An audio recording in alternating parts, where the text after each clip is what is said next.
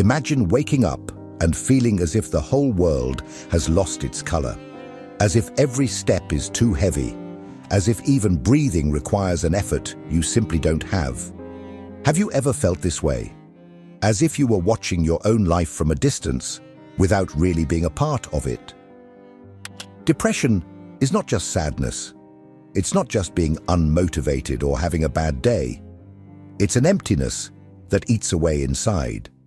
A kind of emotional anesthesia where everything loses its meaning. Things that once brought pleasure now seem trivial.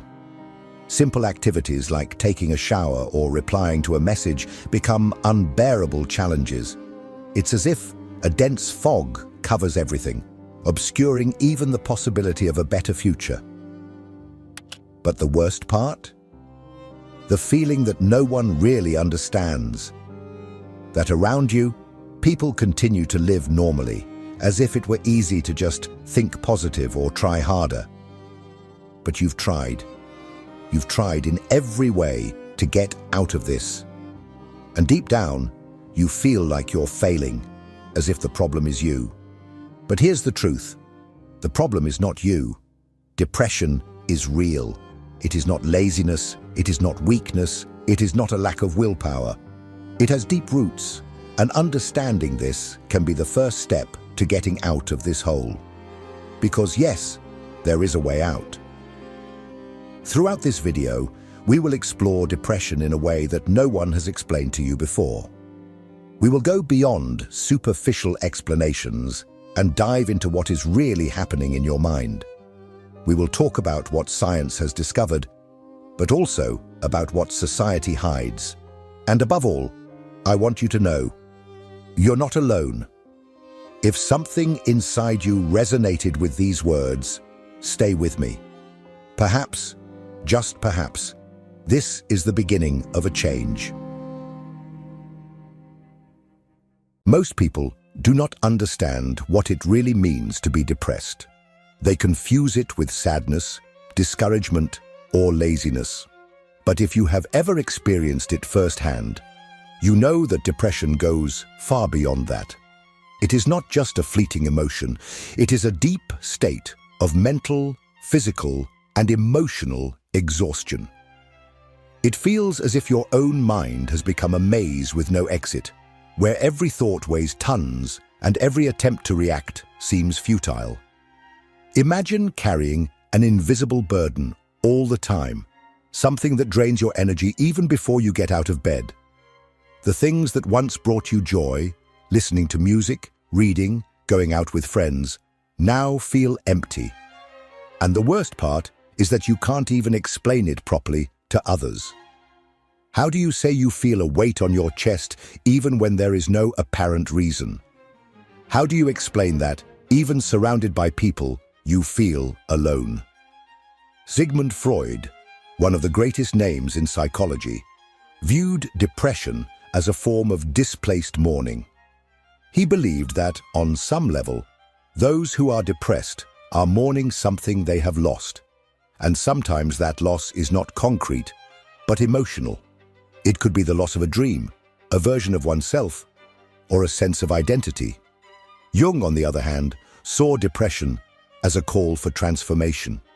For him, when your mind throws you into this deep state of discouragement, it may be because something inside you needs to change. But modern science has also brought important explanations. Studies show that depression alters brain chemistry, reducing the production of neurotransmitters like serotonin and dopamine, substances responsible for pleasure and well-being. This means that, biologically, your brain starts to function differently when you are depressed. It is not a matter of willpower. It is not something you can simply overcome overnight. And here comes one of the cruelest aspects of depression: guilt. Have you noticed how it convinces you that everything is your responsibility? That if you feel this way, it must be because you have failed at something, because you are not trying hard enough. But that is not true. Depression is an illness, not a choice. And the more you understand this, the more you can see that this internal voice that accuses you is not yours but a symptom of the condition itself. But if depression is so devastating, why does it seem to be increasingly present in the modern world? Why do so many people, even those who apparently have everything, feel empty inside? The answer may lie in the environment we live in a society that pushes us into an endless cycle of pressure, comparison, and disconnection. And that is exactly what we will talk about in the next part. Have you ever wondered why depression seems to be increasingly present? In theory, we live in the age of comfort. We have advanced technology, unlimited entertainment, and access to information with a click. So why do so many people feel emptier and more hopeless than ever? The truth is that the modern world sells us an idea of happiness that, in practice, is impossible to achieve. We are bombarded every day with images of perfect lives, flawless bodies, and fairy tale relationships. Social media has created a parallel reality where everyone seems to be happy, fulfilled, and successful, except for you. And this constant comparison is one of the biggest triggers for depression.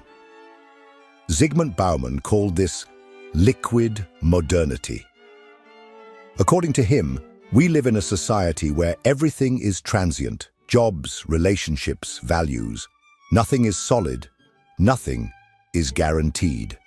We are always chasing something, but as soon as we achieve it, a new goal appears to pursue. You can never rest. You can never feel satisfied because the system we live in needs your constant dissatisfaction to stay afloat. And what happens when you can't keep up with this pace? You feel like a failure. And depression finds fertile ground in that feeling because, on top of everything, it comes with a silent isolation. You look around and think everyone is living normally while you feel trapped inside your own mind. But the truth is that many are also suffering.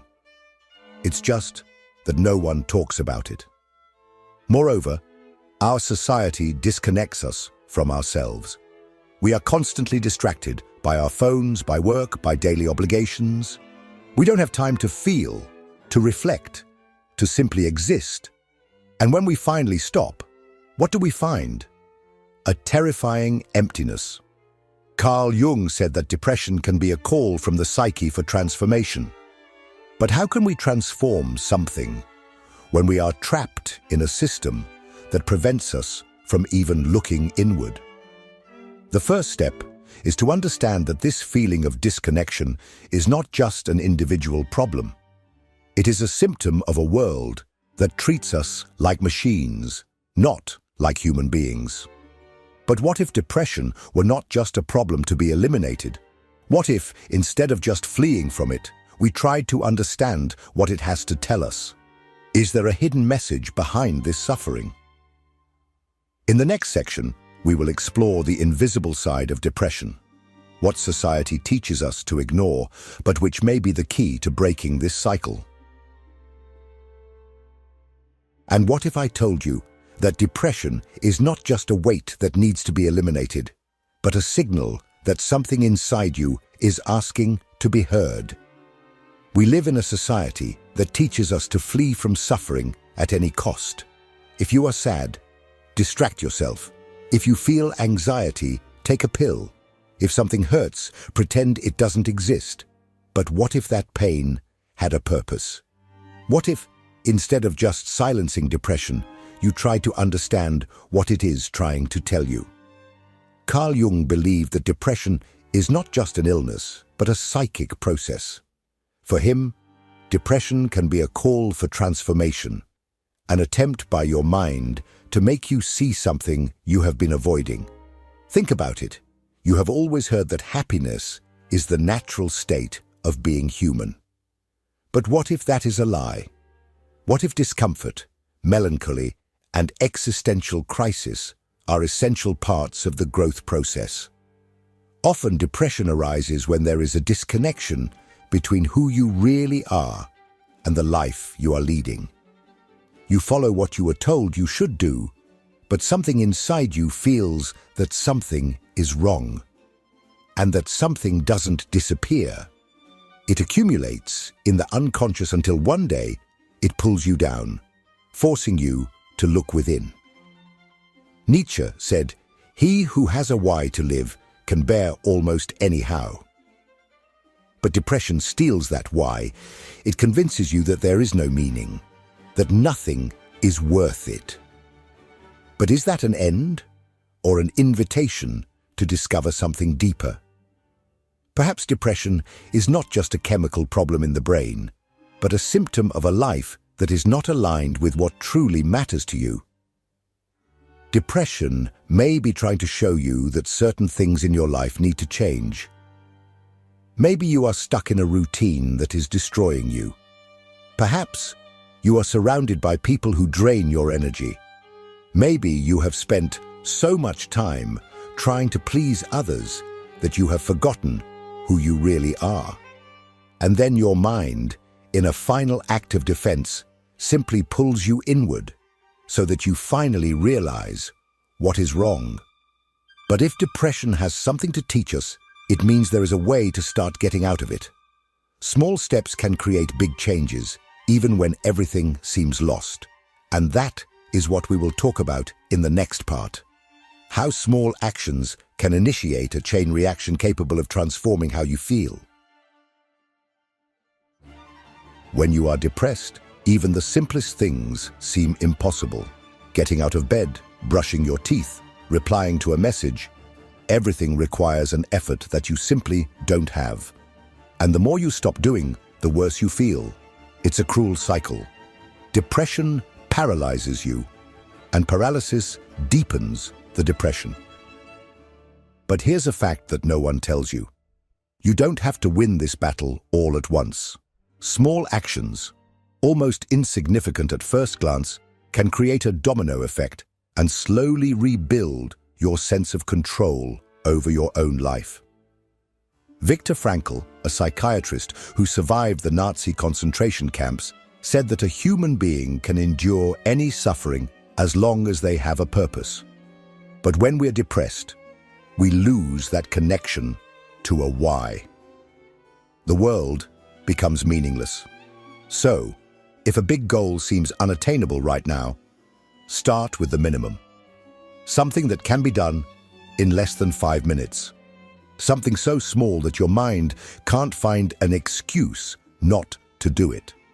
This could simply be getting up and drinking a glass of water. It could be opening the window and taking a deep breath. It could be writing a sentence about how you are feeling. Does it seem like little? Maybe. But the point is that these small gestures start to send a new message to your brain. I still have control over something. Depression wants you to believe that nothing makes a difference. But when you take a first step, no matter how small, you break that illusion. And one step leads to the next.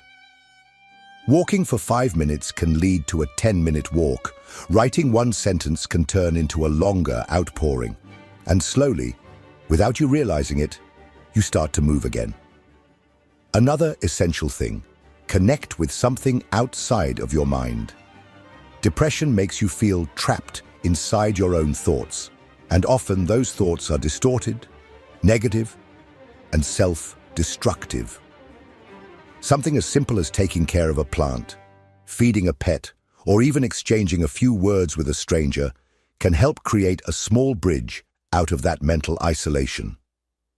But there is a mistake that many people make when trying to improve.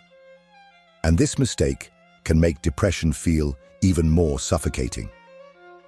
Often, in seeking help or trying to change, people end up feeling even more guilty for not being able to get out of it immediately.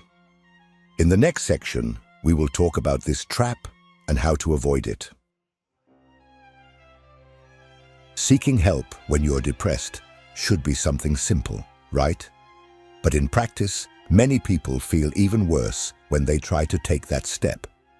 This is because there is a significant misconception in the way society views recovery from depression. The world tells you, just seek help and everything will get better. But what happens when you do that and still don't feel well? What happens when you take the medication, go to therapy, try to change your routine, and yet the depression is still there? The biggest mistake people make when trying to overcome depression is believing that improvement needs to be quick and linear, as if there were a reset button that once pressed would bring you back to normal. But that's not how it works. Recovering from depression is a long process, full of ups and downs. And if you're not prepared for that, you may end up feeling frustrated and thinking you're failing, which, ironically, only deepens the problem. The truth is that there is no single path to healing. What works for one person may not work for another. Some people improve with therapy, others need medication, some find relief in spirituality, physical exercise, or art. The important thing is not to find a perfect solution immediately, but to keep trying, experimenting, and adjusting until you discover what works for you. Nietzsche said, "He who has a why to live can bear almost any how." But when you're depressed, it seems impossible to find that why. That's why the search for help can often be frustrating, because you want to feel better immediately. And when that doesn't happen, guilt sets in, along with the feeling that nothing will ever change. Another common mistake is relying on people who don't understand the depth of depression. Have you ever heard phrases like, "just have willpower," or "there are people in worse situations than you"? Comments like these not only don't help, but they can also make you feel even more isolated. The reality is that not everyone has the emotional preparedness to offer the necessary support. This means that choosing who you share your pain with is essential. Sometimes, a conversation with the wrong person can do more harm than good. But here's the most important point. If you are seeking help and still haven't found something that works, it doesn't mean there is no way out. It simply means you haven't found the right approach yet. Recovery doesn't happen all at once. It happens gradually, almost imperceptibly. And when you least expect it, you realize that you're enduring a little more, that the weight has become a little lighter. And that's why the final part of this video is so important. Depression tries to convince you that it is part of who you are, but that is a lie. You are not your depression. And in the next segment, we will talk about how to reclaim that truth and take back control of your own story. If there's one thing depression does better than anything else, it's convincing you that it's a part of you, that it is your identity, your natural state, that you have always been this way and always will be. But that is a lie. Have you noticed how your mind creates stories about who you are? If you have spent too much time in depression, it may have become the filter through which you see everything, including yourself. You might believe that you have always been sad, always been weak, always had something wrong. But try to remember, there was a time, even if distant, when you didn't feel this way. And if there was a time before depression, it means that it is not you. Depression is like a dense cloud covering the sky. It obscures the light, making it seem like the sun has disappeared forever. But the sun doesn't disappear. It's still there behind the clouds, waiting for the right moment to reappear. And the truth is this: you are still here. There is still something inside you that wants to continue. Something that, even in the darkness, chose to watch this video until the end. That is not insignificant. It means that no matter how small, there is still a part of you that hasn't given up. And it is to that part that you need to hold on. Depression does not define who you are. It is not your final destination. It can be a phase, a process, a call for change, but not your identity. You are much more than what your mind says, when you are at your worst. Maybe everything still seems dark now. Maybe the wait continues. But now, you know there are paths, small steps that can break this cycle. Now you know you don't have to defeat depression all at once. You just need to keep moving. And more importantly, you are not alone. If this video made sense to you, if something here resonated with how you feel, I want to know. Leave a comment, even if it's just, I understand, so that others can see and realize they are not alone in this struggle. And if this video helped you in any way, watch the next one. It is also essential for you to understand more about yourself and continue on this path of recovery. See you there.